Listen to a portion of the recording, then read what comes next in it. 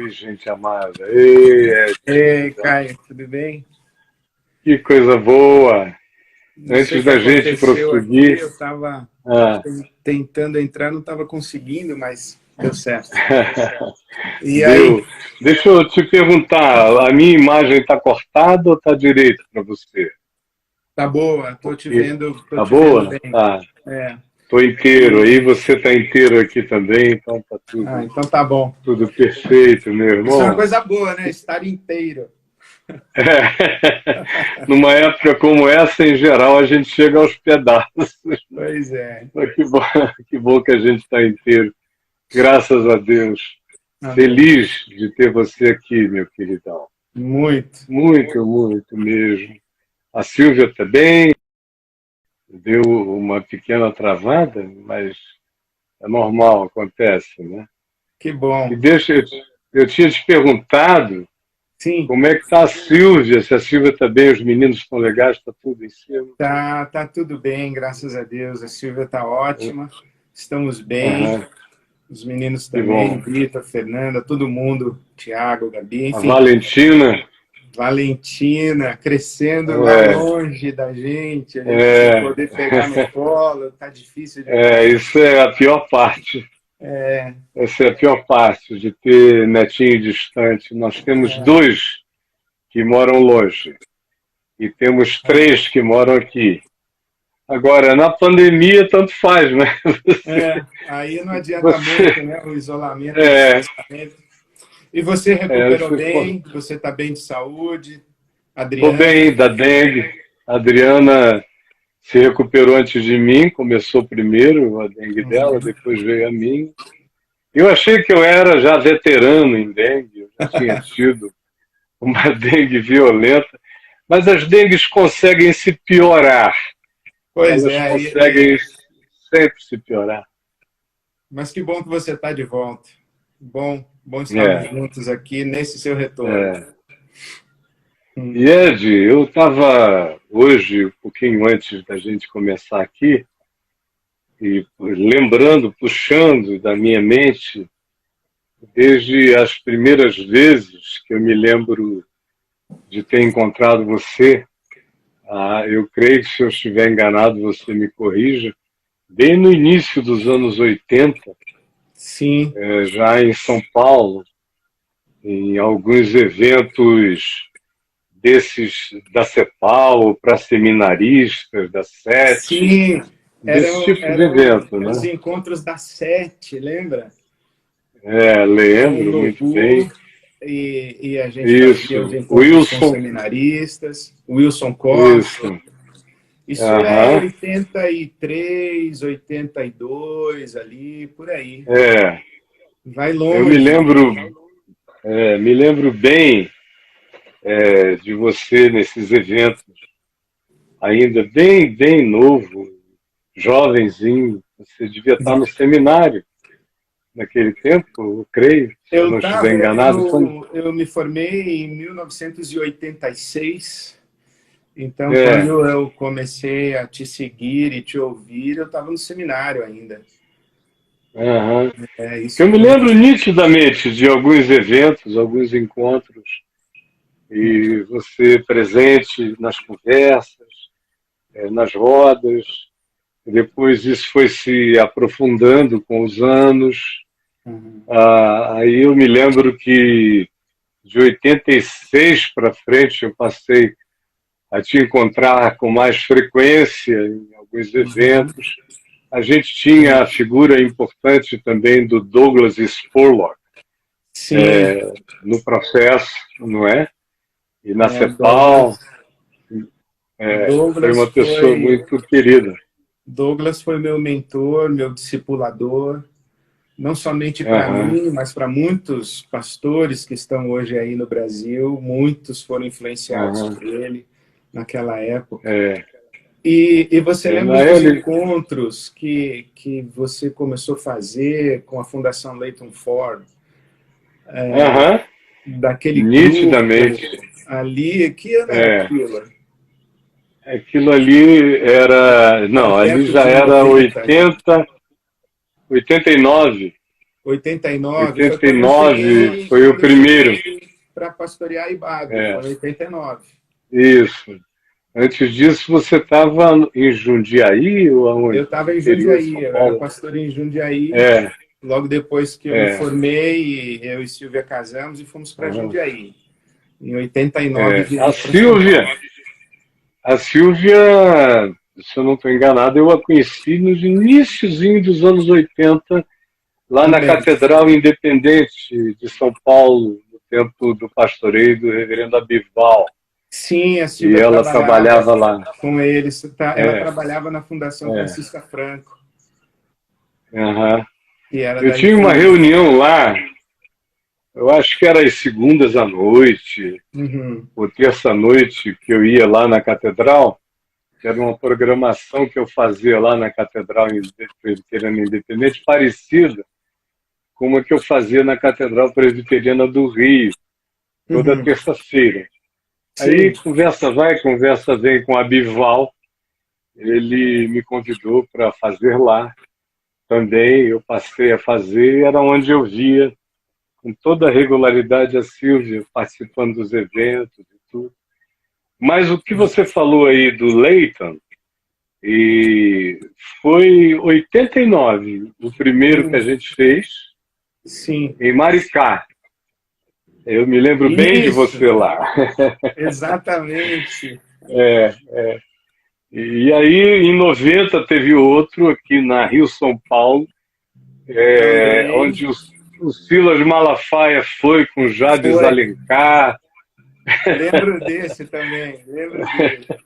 Agora, sabe o que a gente conversou naquele primeiro evento de Maricá? O tema, a gente estava estudando, a Universal do Reino de Deus estava começando a, Bombar. a É, fazer barulho, e a gente é, refletindo sobre aquilo. Ariovaldo estava com a gente naquele grupo, Ricardo isso. Agreste, Aham. bastante gente boa. Antônio Carlos Costa, Sim, sim. o Levi, o Levi Levi, o Araújo, Levizão estava lá, tinha um Levizão. monte de gente Que conosco tempo, e hein? aquilo ali, 90, eu já tinha estado com o Macedo uma vez. Quando a gente Hum, estava conversando aquilo ali, eu já tinha estado com ele. Nós tivemos umas uhum, 4, 5 conversas durante a vida, e uhum, uma delas tinha sido naquele período. E uhum. a EVB já estava em processo. Eu me Sim. lembro que o Silas me disse lá: eu nunca vou entrar nesta organização, porque ela sempre será uma organização de reformados e não de pentecostais. E Olha, era, Silas, você é cheio de muitas convicções. Acabou que a Assembleia de Deus entrou, todo mundo entrou, só não entrou a Universal e ele, né, que ficou fora como o Manel Ferreira. e aí Mas depois o olha só, pessoal meu do amigo, outro lado sim, ficou reclamando, né? Que entrou muita gente. aí entrou gente demais, É, que tinha se descaracterizado, exatamente. assim, impossível agradar esse público ao qual Essa servimos. unidade da igreja vem de longe, né? Essa, Vixe, essa desunidade é, de, de muito longe, meu querido. Mas sim. eu estava lembrando hoje, um pouco antes mesmo, era das coisas que você tinha me falado sobre a minha infância e que eu nunca esqueci. Eu esqueci alguns detalhes, mas algumas delas não. Por exemplo, o fato de você ter morado, vivido em Pavuna, no Rio de Janeiro, lá na Pavuna. Sim. E você estava ali perto da Fábrica de Esperança. Nesse tempo você tinha que idade? Na verdade, eu morava exatamente ali, em Acari. Jacari, né? Eu morei ali dos 10 aos 15 anos de idade, praticamente. Eu Uhum. fui batizado na Que Igreja Batista interessante. de Acari. Ixi, Em, em eu já preguei bastante 1960. lá.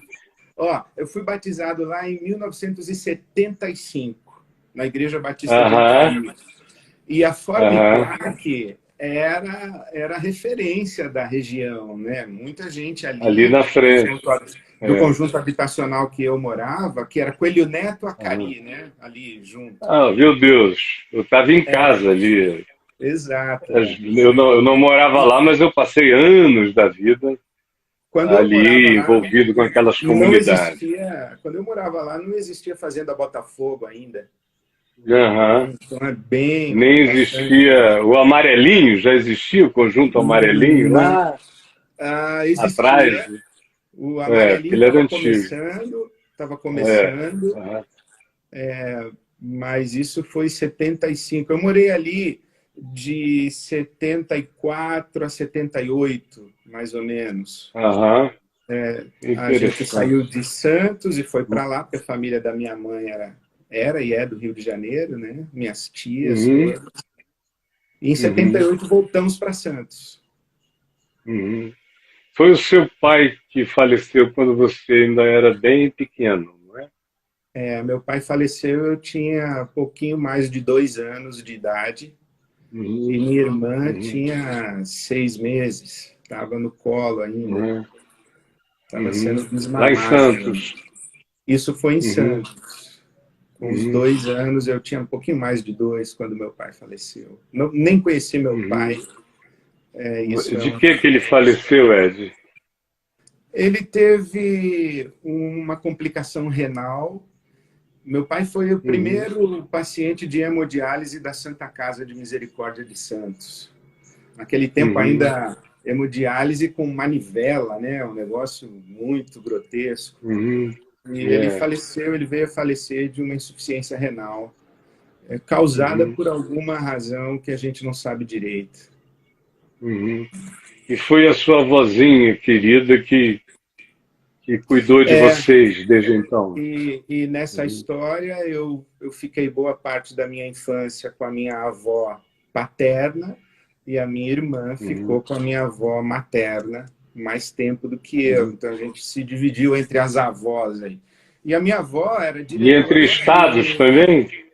Não, Ou era em moravam na Santos mesma mesmo. cidade? Morávamos em Uhum, Santos. E a minha avó uhum, era diretora de um orfanato da Associação Evangélica Beneficente, da AEB, uhum, da uhum, Igreja Presbiteriana, o Instituto Olavo Ferraz, uhum, lá em Santos. Então eu passava os meus uhum, dias de menino ali no orfanato, na rotina da meninada do orfanato, e ia para uhum, casa aos finais de semana, geralmente.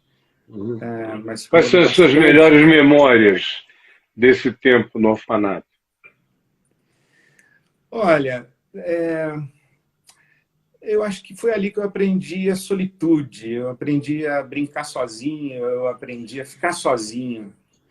E Uhum, porque era um sistema de semi-internato. Então, quando dava cinco e uhum, meia, 6 horas da tarde, as mães iam buscar os seus filhos, que passavam o dia. uhum, E seis uhum. horas da tarde, fechava o portão, eu ficava sozinho com a minha avó naquele negócio que era uma imensidão, aquela Enorme, né? era enorme, né? E Uhum, eu pequeno, com uhum, 7, 6, 8 anos de idade, aquilo ficava só uhum, para mim. Então, ali, eu me lembro muito desse tempo de solitude, de solidão, de não era chato, não era boring, era uma uhum, diversão eu ficar sozinho naquela imensidão. uhum, E lembro uhum, muito, Caio, eu lembro da minha avó ajoelhada ao pé da minha cama, eu dormindo, meio acordado. Eu lembro de vê-la à noite, naquela uhum, época. Eu lembro que ela assistia as novelas dela e depois desligava a TV, ficava lendo a Bíblia, uhum, eu ficava ali na cama. Eu lembro da minha avó orando por mim. Essa é uma memória muito feliz da uhum. minha infância. Eu posso imaginar, né? Uma boa avó é, é como anjos que nos criam. Quando Sim, você tem a bênção de ter esse amor de avó, de avô, no caso a tua vozinha. é. E eu tive uma avó que não me inspirou muito romanticamente. Ela era muito protestante, assertiva demais, e todo mundo que não era crente estava no inferno. Mas foi ela que me ensinou a ter os salmos quase todos de memória. Ela foi ficando cega e eu era obrigado a ler salmos para ela, eu e minhas irmãs. E graças a Deus eu tinha uma memória boa, e eu decorei Salmo primeiro, Salmo segundo, Salmo terceiro, decorei quase os 150 salmos, menos os 119 que eu guardei fragmentado. Uma outra Minha coisa avó, também é que ela... Uhum, minha avó era também uma figura muito austera, muito uhum, protestante, como você diz, uhum, muito regular no seu compromisso com a igreja, tudo, essa uhum, força de influência eu tive. Mas na minha infância também eu uhum, tive a influência do meu tio, irmão da minha mãe, que acho que foi uhum. a figura mais próxima de paternidade que eu vivi, foi com meu tio, que hoje mora no céu, mas esse meu tio foi Aham. uma figura muito marcante na minha vida. E o meu tio, Caio, ele era um cara espiritualista, assim. Uhum. Ele, ele era uma figura que, quando falava de Jesus, chorava, mas Uhum. ele não professava a fé como nós assim pensamos. Eu tenho uma passagem muito interessante com Uhum. meu tio para te contar. Eu vivi Ah, evangelizando meu tio depois, né, que eu cresci, já estava no seminário e conversando com ele, e eu queria que ele entregasse a vida para Jesus, essa paixão evangelística, né? E aí você veio uhum. falar no Center Norte, um dia Aham. inteiro, lembra disso daí, que você veio a São Paulo? Lembro. E Foi aí aí, eu 80 e falei pouquinho. assim, pô, vou levar meu tio que ele vai se converter ouvindo Caio, né? Pensei comigo. Que inocente. É, e aí eu enchi sua bola, eu falei, olha, tem um cara aí que você Ai, precisa ouvir e tal, é um ai, pastor, e eu levei ele lá. E quando acabou o dia, eu falei, e aí, tio, como ai, é que foi? Ele tadinho. falou assim, maravilhoso, sensacional, foi extraordinário, que homem maravilhoso e tal. Mas aquela musiquinha do começo, nada a ver. Aí eu falei, que musiquinha? E a música, sabe qual era? O Guilherme Kemp ensinou a gente Aham, naquele dia: Jesus te entronizamos, declaramos que és rei, aham. a ti fazemos um Isso, trono de louvores. E o meu tio falou: a sua música isso. foi perfeita, mas esse negócio de entronizar Jesus não tem nada a ver, não. Nós é que A minha somos mulher Jesus também no acha. mundo. Nós é que Minha somos mulher, Jesus no desde o mundo. início, ela diz isso. Acho isso de uma pretensão. Jesus te entronizando, meu É, Deus, quem sou eu? Mas ele ele, teve essa sacada, né? não, ele dizia assim que Jesus ficava muito triste com a gente ficava endeusando ele, que ele queria mais era Ah, viver na tá. gente, que ele queria viver na gente, ele não queria Estava ficar recebendo certo. louvores. E coitado, me pegou pela testa falando o dia inteiro sobre seguir Jesus, o mais fascinante projeto de vida. Isso, o Monte da Foi esse o Transfiguração e tema. tudo. Isso. Sim, Foi. Mateus 16, 17, 18, Pronto. 19, foi E, aquele ambiente ali. aí eu te pergunto, que ano é isso, Caio, que a gente está? 84, 84. Olha aí, que louco. 1984. Que a Que primeira louco. vez que eu falei aquele assunto É. foi na igreja onde eu pastoreava em Manaus, em Uhum. 1980. Eu falei sobre seguir Jesus, o mais fascinante projeto de vida, lá em Manaus. Aí eu Uhum. mudei para Niterói, para pastorear lá, sucedendo meu queridíssimo reverendo Antônio Elias. E de novo falei sobre o mesmo assunto, era um dia todo falando. Sim, sim. E aí, em algumas outras reuniões de pastores, se não me engano, aqui em Goiânia, em Brasília e tal, aquele período, 83, que foi o ano do Congresso Brasileiro de Evangelização também, Sim. naquele ano eu falei desse assunto. Aí, o Silas do Amaral Pinto, alguns outros amigos me chamaram para falar lá no Center Norte. Ok, é isso E, aí. e foi nessa ocasião, aquela gravação foi que se transformou no livro, No que livro. existe até Uhum. hoje. É, Sim, tem a gravação sim. daquele dia inteiro lá, que o teu tio achou que estava tudo bem, menos esse excesso de elogio para Jesus. É. Coisa boa. Eu adoro essas histórias, Ed. A vida é feita dessas coisas. Pois é. E eu Memórias.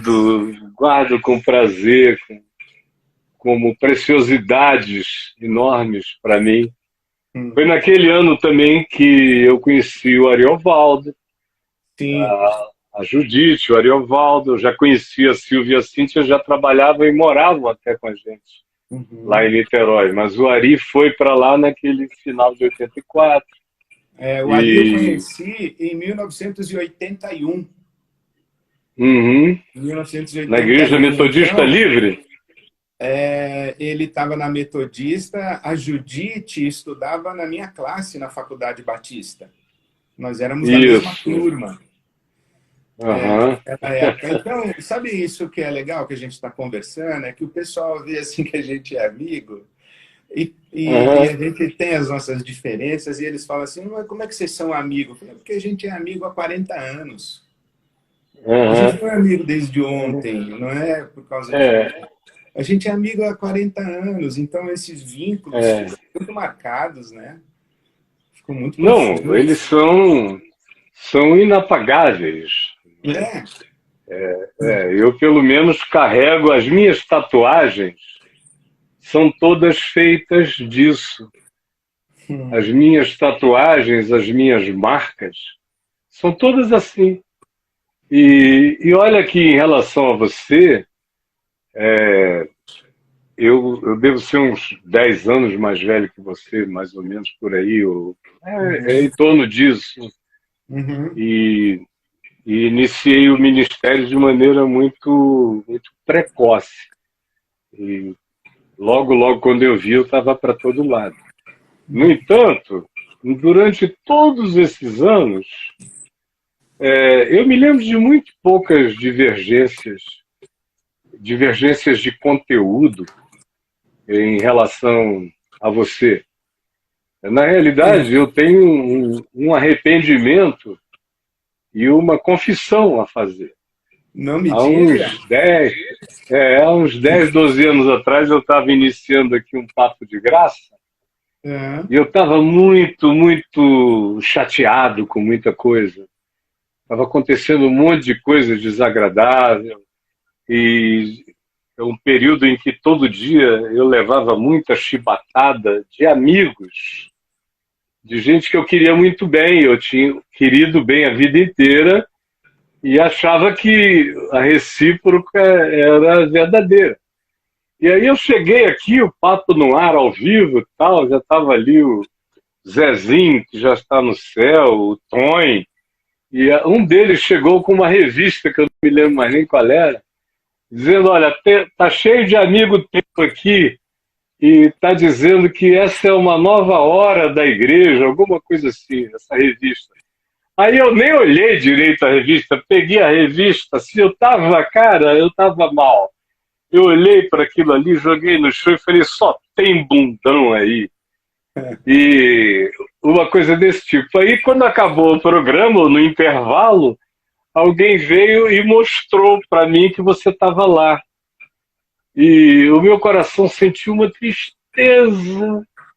Eu tentei, durante o programa, diminuir as implicações daquilo, seja lá o que fosse, mas eu já tinha saído falado, eu passei muito tempo triste a respeito daquilo ali. E um dia, conversando com um amigo comum, eu confessei esse sentimento para ele. E ele falou, oh, deixa eu te dizer uma coisa, o Ed também ficou muito triste, muito triste. E depois disso a gente se encontrou muitas vezes, mas eu falei, não, eu falei aquilo de maneira pública, eu vou falar de novo de maneira pública na presença do Ed. De modo que, para mim, quando eu te convidei para fazermos essa live, uma das coisas principais que eu tinha em mente é te dizer o que eu estou te dizendo. Que o meu coração se entristeceu com aquela manifestação que era fruto de algo que eu não admitia. Eu não admitia, as pessoas falavam que eu estava machucado com o que tinha acontecido em 98, 99, ano 2000, e eu dizia não, não estou não. Eu dizia que não estava porque eu não sentia, eu não tinha nenhum sentimento hostil contra ninguém. Uhum. Então, me dava aquela sensação de estar bem. Mas havia um conjunto de memórias doídas em mim.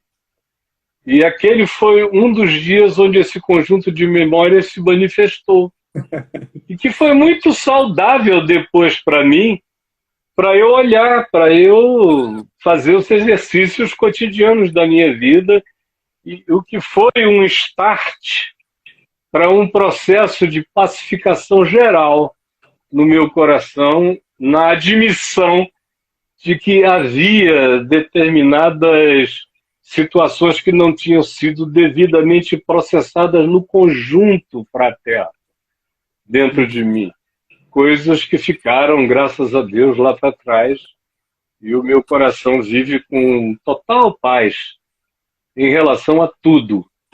E quando você falou, embora as pessoas vejam, a gente não tem as mesmas opiniões necessariamente, mas olha, foi tanto tempo de convívio, de relacionamento, mesmo que eu andando pelo mundo inteiro e você mais em São Paulo, mas a gente encontrava com regularidade, a troca era grande e tudo mais, que eu não consigo trazer à memória essas faltas de identificação de conteúdo em relação a você. Às vezes, mais modus operandi, ou prioridades, ou isso e aquilo, mas no conteúdo, acho que a Matrix é mais ou menos a mesma. E É, ela inequivocamente se manifesta o tempo todo. eu acho que a gente fez caminhos diferentes, mas o evangelho é lido com as mesmas percepções, com as mesmas É, intuições, é, e a paixão por Jesus é maior do que qualquer outra coisa. tudo. Eu lembro desse momento daí. Aham. E eu e o Agreste estávamos nessa reportagem e durante algum tempo a gente brincava muito, eu e ele, dava risada desse seu comentário. Mas fica tranquilo que sempre ficou tudo bem, não guardamos nada, né? E a carapuça que você Não, viu, eu, fica tranquilo, viu? eu sou tranquilo e pacificado. Eu só achei que foi uma desnecessidade e totalmente inadequada. Que bom, E o meu obrigado por coração você. me deu Obrigado esse por testemunho. você falar sobre isso aí. Valeu. Não era necessário, mas foi legal. Não, necessário é tudo aquilo que o coração determina como, de fato, objeto de verdade no teu ser. Sim. E E o meu foi dar meu beijo no se o Ricardo. seu coração mandou, o meu É, apoia. ele. Muito obrigado, meu amigo. De lá para cá, a gente já se encontrou tantas vezes, já comemos coisas gostosas, já Sim, rimos muito. bastante, já tanta coisa mais. Mas deixa eu te dizer uma coisa. O, eu adoro ver o trabalho do teu filho, do Meu Kivitz. filho, meu profeta. É, eu estava ontem pensando nos extremos musicais que os nossos filhos significam, não é? O Sim, teu é um rapper O Ciro e e o o Ciro Vitor. é um cantor clássico Sim. do Teatro Municipal. Então, são, são extremos de estilo musical muito, muito diferentes.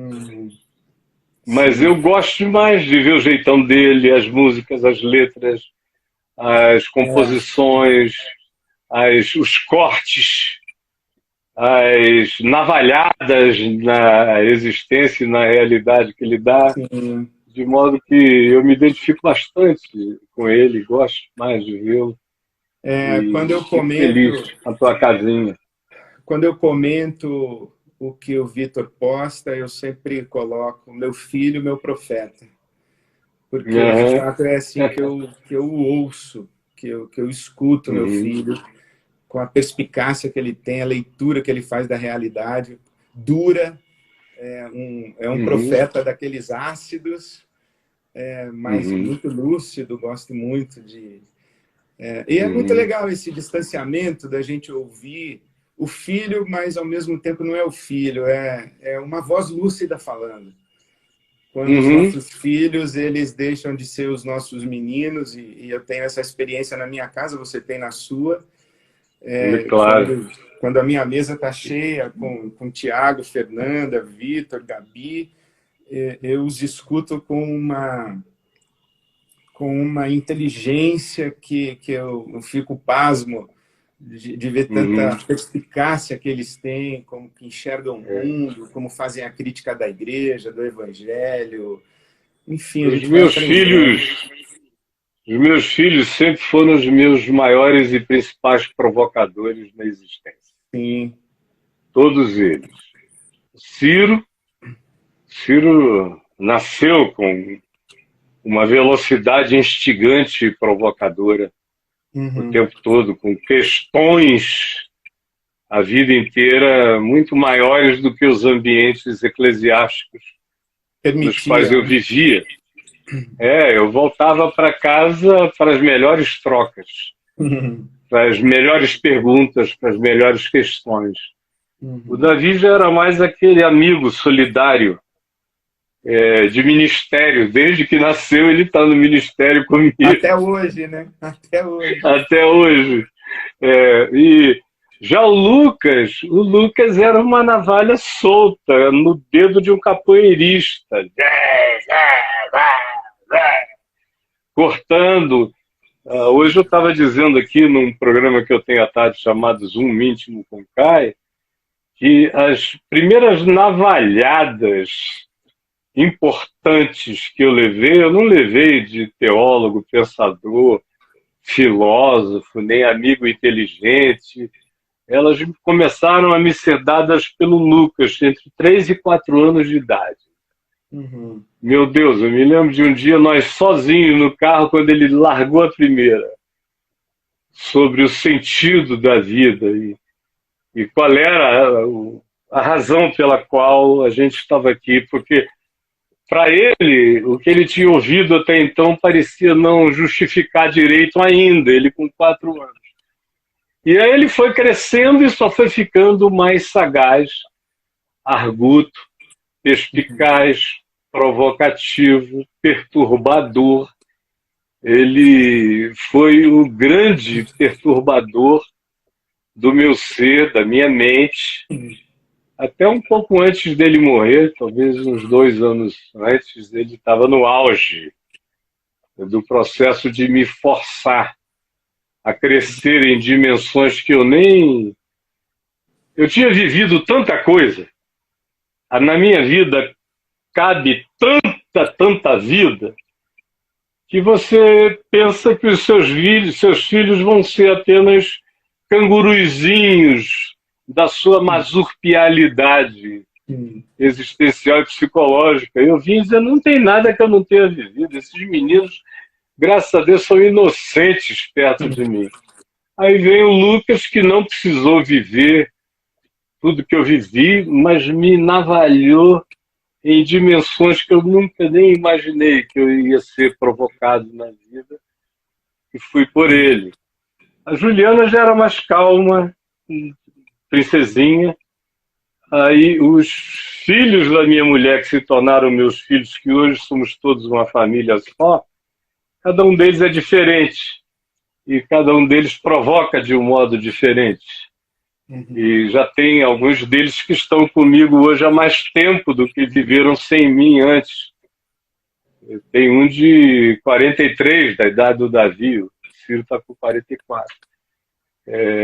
Tem uma que está fazendo 40, um outro de 37. Esses mais novos já estão comigo há mais tempo do que sem mim. E os netos. Hoje a minha grande provocadora é minha netinha, filha do Davi, que está com quase 21, e que me instiga o tempo todo. Ontem, por exemplo, eu falei para ela uma coisa que eu ia fazer e ela ficou em cima de mim umas 2 horas, querendo explicações. Por quê, vô? Mas você tem certeza que isso faz sentido? E aí começou a comparar isso com aquilo, aquilo outro. Ela não estava com a razão. Não estava mesmo. Depois de 2 horas ela admitiu que não, não estava. Mas Mas me demorou, fez um demoraram bem 2 horas. enorme.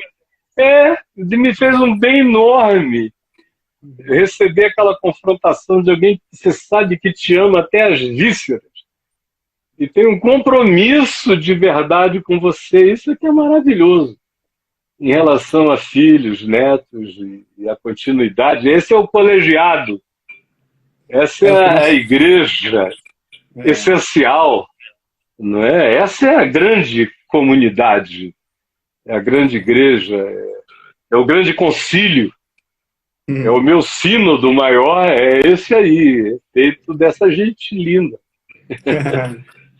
É, que me provoca. quando eu vejo esse rebuliço todo nas mídias sociais, os comentários que fazem, as críticas que fazem, as perguntas que mandam, às vezes eu penso isso também. Você não sabe o que acontece na intimidade da nossa Uhum. casa, da nossa É, família, mas num ambiente é. completamente diferente, que é o do afeto, do amor, da compreensão e Uhum. dessa visceralidade aí de buscar uma É, experiência genuína e não apenas debater um assunto. Não é debater, é, é E eles buscar não uma estão experiência querendo, não genuína, estão né? querendo conversar sobre argumentos, É, nem sobre teologia, nem sobre filosofia, embora alguns deles sejam bem versados, como é o caso do Ciro, que é um cara enciclopédico, mas ele não está nem aí para isso. Tem que chegar no tutano, tem que é, chegar na realidade, tem que pegar é. o nervo ciático e puxar. Essa semana mesmo Aí, alguém me perguntou se eu não ficava chateado com as opiniões, os comentários e tal. Eu falei, enquanto eu olhar na cara dos meus filhos, da minha mulher e tiver integridade na relação, eu tô em paz. Eu tô tranquilo. uhum, Porque uhum, esse é o lugar da nossa verdade, né? Da verdade não só é, das uhum, nossas crenças, das nossas convicções, mas da coerência da nossa vida. da nossa nudez, né? É, exatamente, é aí. Da nossa nudez. Eu vivo nu nesse lugar familiar. Não dá para me esconder, eu sou eu. E nem eu quero me esconder. Eu sempre fui um cara meio Nem é possível, né? descarado, né? Nem é possível esconder. Nem é possível lá, não é. Do lado de fora, eu nunca tive esse desejo de nenhum esconderijo. Eu Uhum. sempre vivi com a cara bastante para fora a vida toda e foi um dos grandes privilégios da vida foi ter vivido sem medo de levar no meio da cara por aquilo que fosse, ou seja, convicção, desde jovem. Isso foi um Uhum. treino do meu pai, mais ou menos, que continuou na vida toda, até os Grace participaram disso, depois o Evangelho da Graça, e foi, de modo foi um treino intenso, para botar a cara e não ter medo, e de Uhum. deixar a casca ficar grossa, que é uma linguagem lá do jiu-jitsu. Quando você vai treinando, treinando, treinando, chega uma hora que você vai aguentando o tranco. E aí o apelido é esse. Virou mó casca grossa, quando o cara É, aguenta o cacete. E, de certa forma, o que em relação a mim acontece em opiniões generalizadas é que até mais ou menos 1989 doía alguma coisa. Eu me lembro que foi no ano de 89 que eu tomei a decisão de que eu não iria mais me permitir sofrer pela opinião dos uhum. outros e opiniões tão loucas, descabidas, distantes, Uhum. microscópicas na observação de coisas que eles não conseguiam enxergar, míopes. Então, eu tomei uma decisão muito interessante numa conversa com Leighton Ford. indo da casa dele para Atlanta, no carro dele, ali no meio do caminho, eu falei isso a ele. Falei, você sabe, Deus me fez resistente. Agora, tem certas pessoas, certos amigos, certa gente que eu prezo muito, que quando eu ouço algum comentário negativo, e agora o comentário, sabe qual era? Eu tinha decidido ir ficar 2 anos na Califórnia, estudando. E os meus melhores amigos desceram o cacete, sendo que eu estava traindo o Brasil, que eu ia criar o Caio Fábio's Ministry, e que não ia voltar nunca mais, e um monte de coisa. Tipo, meu Deus, como é que eles têm essas certezas a meu respeito que não me habitam nem um dia da vida? E aí falaram, escreveram artigos, publicaram coisas, eu fiquei doído. E eu falei para o Leighton. Aí ele falou, dói mesmo. Eu falei, só que eu não quero isso para mim.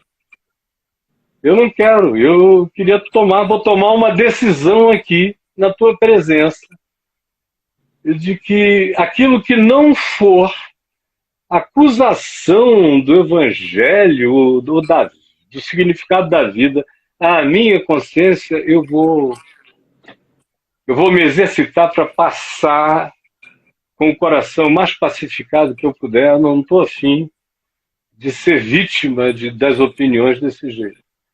E aí ele falou, então vamos fazer uma coisa. Aí a gente tirou a roupa e mergulhou nu num lago. Eu e ele, e oramos lá dentro daquele lago. E ele pedindo a Deus por mim que me fizesse me sentir tão bem em qualquer circunstância como eu estava bem na nudez daquele lago, ele e eu juntos. E foi absolutamente marcante. Eu ia precisar daquilo. Libertador. E o resto da vida, aquilo só cresceu, cresceu, cresceu. Chegou um ponto que a minha mulher diz isso para mim, todo mundo diz isso para mim, escuta, você não sente? Eu digo, não, se for no nível mais íntimo, eu sinto, mas quanto mais milhares e milhões você puser, menos tem a ver comigo. Eu lembro Quanto mais você aumentar. Eu lembro que no começo do meu ministério na IBAB, eu passei por isso, por línguas muito ferinas e muito cruéis, e me machucaram muito os comentários, me feriram, né? E eu fui conversar com Douglas e falei com ele sobre isso. E ele, na simplicidade dele, abriu a Bíblia no Salmo 141 e mandou que eu lesse.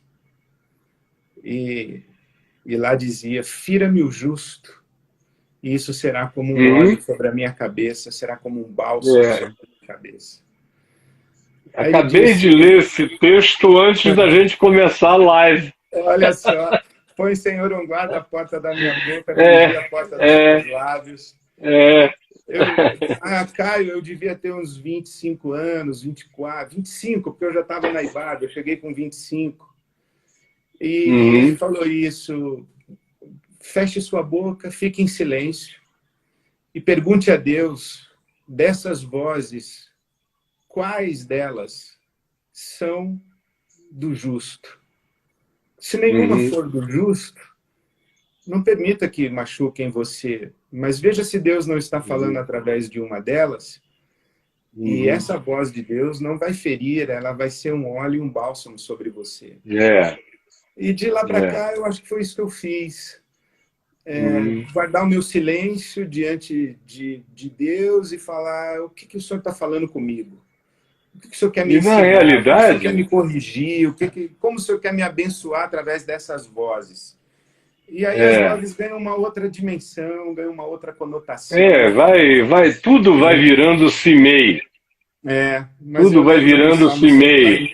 Deixa amaldiçoar. E se eu voltar em paz, ele não estava dizendo nada que fosse relevante. Mas aquela coisa de dizer não ponhas o teu ouvido a ouvir tudo que dizem para que tu, porventura, não ouças o teu servo amaldiçoar, foi uma outra coisa que ficou plantada em mim pelo meu pai, nessa coisa de não procure saber. Uhum. Não procure saber. Eu também não tenho a menor curiosidade, o menor interesse em nada disso. Consulto o meu coração e sossego em paz todo Uhum. dia. Quando a gente tem mulheres sensatas ao lado da gente, Uhum. é uma coisa extraordinária, né? Não resta São dúvida. verdadeiros, Elas não são precisam nem verdadeiros, falar, é só olhar. são verdadeiros Espíritos Santos que É, estão ali dormindo do teu lado, tá no acordando, semblante. olhando, O recado todo está no tá, semblante, né? No olhar tá amoroso que a gente num vai olhar, ter. tá É num isso mesmo, relance, é tá isso tudo mesmo. dito. E graças a Deus, E vale mais do que multidões de graças a opiniões. Deus, é verdade. Sei bem o que é isso. Eu fico, graças a Deus, você tem também uma esposa Hum, sensata e cheia da graça e da sabedoria de Deus. sim, Preciosidade, essa é a riqueza, essa é a benignidade de Deus sobre a vida da gente. sim. E eu sou muito grato porque ando muito bem aconselhado. Muito bem E acompanhado, né? é É isso um, aí. um olhar que reflete verdade com amor e Hum, justiça o tempo todo me dá muita alegria e segurança sim, ter essa companhia de verdade, de sinceridade, é. esse paráclito conjugal O falar caminhando a verdade em como amor encarnado de é, maneira tão próxima é, da gente, né? É o que eu vivo na minha conjugalidade. A é. verdade em amor Eu e um amor lamentei, verdadeiro. Hum, é, eu lamentei demais que agora, 2 meses atrás, o nosso querido Marcelo tinha nos hum. convidado para jantarmos na casa dele, você, a Sim, Silvia, a Adriana, sua filha e seu genro. sim. E aí eu falei, claro, vamos comer aquela comida deliciosa da Lúcia de Deus, que vive lá com eles. Aí veio a Aham. Covid e a gente teve que adiar isso, sabe de Deus, para que dia, mas vai acontecer. Vai Com a chegar. Vai graça ser de uma Deus festa vai chegar esse gostosa. dia. Nosso anfitrião Ed, Marcelo, que é o outro é, furacão da graça de Deus. falei com ele hoje umas 2 ou 3 vezes de manhã. Marcelo é muito É, querido, muito amado. muito, muito, Ele, muito. aquele tamanho Deixa todo eu.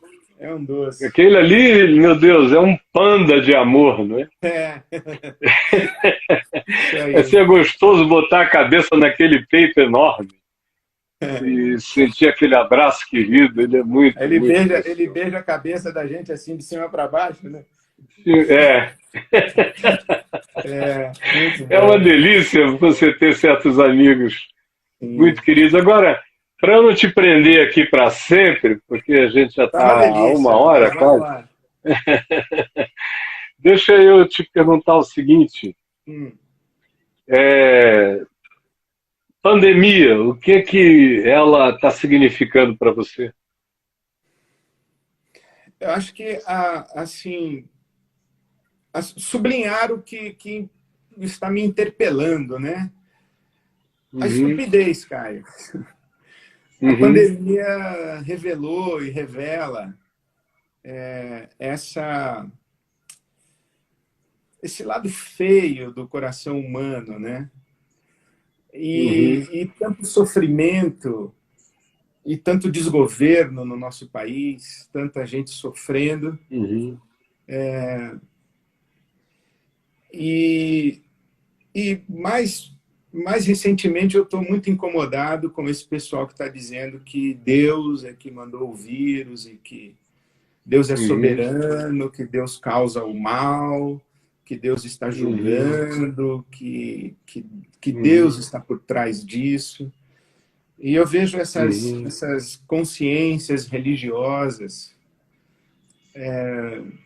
que não estão cooperando, não estão fazendo parte da solução. Parece que que é um movimento religioso mais próximo da superstição, Mas né? Um biblicismo da magia mesmo, né? É uma teologia versiculista. Os caras citam versículos assim, como sem nenhuma preocupação com a lógica sistêmica da Escritura. Eles citam os que citam, né? Os que citam. Também, mas a assim, maioria não está citando nada, não. Eu acho que assim, o sofrimento, a tribulação produz, né? Produz, mas também revela. E eu acho que essa pandemia está revelando muita coisa, está revelando muita enfermidade que estava encapsulada, muita enfermidade que estava velada pela correria do dia a dia, pelas distrações. Então, eu estou triste de ver isso, as forças letais que foram desmascaradas por esse vírus que não é menos letal. Então, existem muitas outras forças letais na nossa sociedade que foram expostas, né? A violência doméstica aumentando, o desentendimento conjugal aumentando, o número de divórcio aumentando, a pobreza. Então, isso tudo me assusta muito. Mas, ao mesmo tempo, eu vejo muita solidariedade, muita generosidade. Você sabe, a Silvia trabalha com essa área da nossa igreja, a área social. Ela cuida de tudo, toda a mobilização de doações com a nossa rede de solidariedade da igreja, com as organizações sociais. Então, todo dia, gente doando, gente ligando, dizendo para onde encaminhar doações. Então, também eu vejo isso, muita generosidade, muita solidariedade. Se, por um lado, a pandemia está revelando uma face sombria do coração humano, também ela está oportunizando um suplemento aí de solidariedade que também estava guardado. Outro dia eu falei sobre tem isso. Uma coisa... Outro dia eu falei sobre isso, que a gente no Brasil mobiliza 2,5 bilhões de reais por ano para filantropia. E nós já mobilizamos isso em 30 dias. Então, assim, onde estava esse recurso todo que não estava colocado à disposição da pobreza? Né? 2.300 seres humanos detêm 60% do que seria toda a produção de riqueza da humanidade. Então é aí que está esse dinheiro. Agora, uma coisa interessante é que eu acho que aqui no Brasil a gente teve no ano de 2018 uma grande manifestação do que estava acontecendo na alma nacional, num bom pedaço e fatia da alma nacional, bem como revelou o que estava acontecendo de maneira expressiva, quase total, na chamada Igreja Evangélica Brasileira. Porque em 2018 eu tanto vi no meio reformado, e alguns representantes até expressivos do meio reformado, declarações de apoio à violência, ao armamentismo e a uma série de outras teses que estavam sendo propostas como teses de governo, tanto quanto eu vi entre pentecostais e neopentecostais, coisas muito semelhantes. Agora, com o acréscimo da pandemia, o que, a meu ver, apareceu nesse nível de revelação é que até determinadas pessoas que eu pessoalmente considerava lúcidas, generosas, solidárias, eu estou vendo advogarem a verticalização do processo, a liberação quase indiscriminada da volta ao trabalho, da desconstrução do isolamento social. E quando você diz alguma coisa contrária à loucura, à lunaticidade manifesta pela governança presente, são pessoas que, quando não dizem nada, todavia, te deixam sentir que se ressentiram. Uhum. Isso me assusta, porque eu não imaginei que isso que, a meu ver, fala contra si mesmo todo dia e advoga a necessidade de lucidez, não esteja sendo percebido nem por alguns dos mais sensíveis entre nós, que numa pressa, por causa de qualquer que seja o fator, seja de natureza econômica ou de que natureza seja, querem voltar a atividades intensas sem, a meu ver, prestarem atenção com a cientificidade necessária e com a solidariedade imprescindível, o que pode acontecer ainda com esse país, porque, a meu ver, o que está acontecendo aqui, a gente ainda nem tomou conhecimento do que seja, por causa das subnotificações, da inexistência quase de testes. Esse negócio pode ficar horrível, horrível.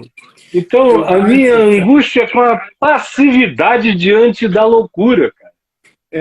Eu acho que há uma confluência de equívocos do Brasil recente, na minha opinião.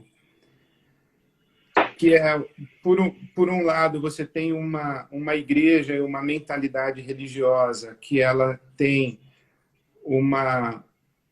um zelo moralista, mas não tem sensibilidade social. Nem humana. Ela tem um moralismo, mas ela não tem senso de justiça da sociedade. Segundo, é uma moral desumana. A gente tem um tempo recente de um governo do PT em que construiu-se uma narrativa de penalização da pobreza e de adjetivação do pobre como um vagabundo encostado no Estado, que quer Bolsa Família, que não quer trabalhar, como se o pobre fosse culpado de sua pobreza. Né? Quando, na verdade... E é isso que é dito, não é? A preguiça, a indolência é, dentre os fatores causadores da pobreza, o menor. É o menor. O menor. E aí a gente tem uma igreja sem senso de justiça social, porque tem uma religiosidade legalista e moralista apenas, com uma narrativa político-ideológica que penaliza o pobre e a pobreza, faz o discurso de que tem que ter menos Estado, o Estado não pode estar presente para sustentar vagabundo. Então, o que você precisa? Você precisa fazer o mercado funcionar, porque é o mercado que vai dar a solução. Só que o que o pessoal não está entendendo é que essa é uma hora de um Estado forte, de um Estado presente, porque não dá para você manter o pessoal dentro de casa sem que exista uma coordenação de política pública. Não, é justamente para uma hora como essa que qualquer que seja o Estado existe. Exato. Justamente, um contrassenso total. Então, foi justamente para este fim e para esta hora que o Estado foi criado. Exatamente. Foi concebido. Mas e não é quando está tudo bem, é justamente na hora do desequilíbrio. Que a gente precisa desse momento do Brasil, centro. é justamente ao contrário. Não é o Estado É, quem tem que agir, é o mercado quem tem que agir. é. E isso é E o cruel. mercado age assim. E isso O é cruel, porque... mercado, a gente fica na bolha da classe média, média alta ou classe alta. Uhum, O cara dá ordens pelo telefone, não precisa ir a lugar nenhum. isso. E a pobreza que produz o trabalho e a riqueza é que vai morrer em nosso lugar, em algum lugar, porque o Estado não pode funcionar sob É, pena de nós estarmos negando uma ideologia de progresso e de liberalidade produtiva. mas Loucura. e esse raciocínio ele é equivocado, porque quando se propõe o retorno da atividade social, porque eles lá fora que vão morrer, isso, além de ser diabólico e cruel, é mentiroso, porque É claro. essa morte Contamina, né? ela está socializada, Ela, como poucas vezes ela esteve. tá aí, ela é Ela de está todas aí. nós, de todos nós. Uhum, A exatamente. gente acaba sendo abraçado por ela de um jeito ou de outro. Não há Mas fronteiras como tão foi que... definidas. Existem algumas poucas fronteiras, como aí, por exemplo, é o caso em São Paulo de você ver a diferença entre Morumbi e Paraisópolis. Você vê que existem certas fronteiras de proteção. Mas isso é a curto prazo, a médio prazo. Sim. A longo prazo, Caio, ela não conhece fronteiras. eu li, por exemplo, que a taxa de mortalidade no Leblon é 1,8. Na comunidade da Maré, no Rio de Janeiro, é 30. Uhum. 30. Então, Isso a com gente vê... subnotificação. E subnotificado. Então, você vê a É. desigualdade, mas não é possível que dentro dessa desigualdade, que essa tragédia não transborde das áreas de pobreza e vulnerabilidade social. Uhum. Então, assim, Uhum. quando a gente não consegue enxergar enxergar a gente mesmo no nosso próximo, o desdém para com a morte do próximo é um desdém para com a própria vida, né? Isso já está sendo dito. Hoje eu Eu acho estava que... falando aqui à mesa para alguém que estava conversando, que eu me lembro quando o Sivuca falou a primeira vez a frase bandido bom é bandido Bandido morto, morto. Uhum. em 1980, no Rio, na Câmara dos Vereadores. E eu estava ali atolado em penitenciárias, pegando para presos, desde Manaus, Uhum. batizando preso, cuidando da família de preso, porque no mundo evangélico havia um consenso simples de que bandido bom era bandido convertido. Sim. A igreja podia ser ignorante como ela fosse. Ela sempre foi moralista, ela sempre foi curta de percepção, de entendimento, ela sempre foi severa, austera, dura, muitas vezes, frequentemente até um tanto desumana. Mas havia aspectos vinculados ao que o evangelho podia fazer no coração humano, Uhum. que faziam parte do dogma primordial de qualquer igreja, fosse ela reformada, fosse ela pentecostal. E a O igreja evangelho raiz, pentecostal né? mais ainda. A igreja pentecostal mais ainda. Porque O ela é evangelho que raiz. estava mais do que todo mundo em todos os presídios. E eu me lembro quando que já vinha em trabalho em presídios há muitos anos, entrei em Bangu 1 a pedido do Nilo Batista em 1990, 91 mais ou menos, como a igreja evangélica ficou cheia de alegria, porque estavam lá os piores bandidos da história brasileira. Eu lembro. E aí depois de 6 meses, acho que em 91, eu e o Washington batizamos uns 16, que virou até piada do Cacete e Planeta um tempão, era eu com o gordo, Gregório Gordo. Gregório Gordo, Isaías do Borel, Escadinha, e Chave, da outra, pastor! Virou, assim, brincadeira da mídia, virou meme daquela época. Mas os crentes, felizes, porque tinha gente se convertendo. Crente cria nisso. Quando eu vi, em 2017, essa coisa do bandido bom e bandido morto começar a ser repetida, defendida e propagada dentro das igrejas, para todo lado. Comecei a ouvir crentes dizendo: quem foi? Olha, se alguém estiver te ameaçando em algum lugar, me fala, porque eu vou lá em nome de Jesus e dou um teco só na cabeça. Em rede social, de crente. Eu digo, bom, tem alguma coisa que virou radicalmente e que não tem mais nada a ver nem com o moralismo antigo, nem com o legalismo antigo, nem com o biblicismo literalista, nem com os versículos de apêndice.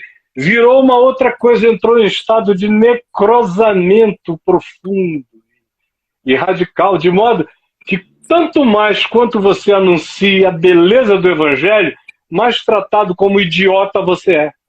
Sim, como ingênuo, como idealista. Ingênuo, bobo, como um cara que não está com o pé no chão. Acorda, pastor. Você prega o Evangelho e o cara fica aqui dizendo: você não entende nada de política. Exatamente. Agora, eu ouço isso o dia inteiro.